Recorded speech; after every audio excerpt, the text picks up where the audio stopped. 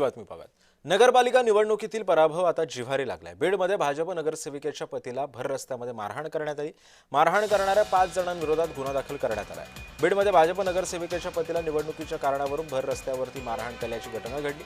या सर्व मारहाणीचा व्हिडिओ सोशल मीडियावरती सुद्धा व्हायरल झाला. या प्रकरणात 5 जणांच्या विरोधात बीड शहर पोलीस ठाण्यामध्ये गुन्हा दाखल करण्यात आला. 5 जणांनी त्यांना लाथाबुक्क्यांनी मारहाण केली. आपण सीसीटीव्ही मध्ये आपण पाहतोय. या घटनेचा व्हिडिओ सध्या व्हायरल झालेला आहे. या प्रकरणात गुन्हा दाखल करण्यात आलेला असून या घटनेचा बीड शहर पोलीस अधिकचा तपास करत आहेत.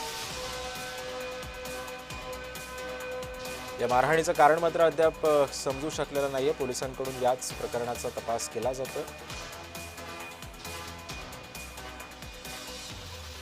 महापालिका निवडणुकीतील पराभव जिव्हारी लागल्यानं त्यांना मारहाण करण्यात आल्याचं समजतंय.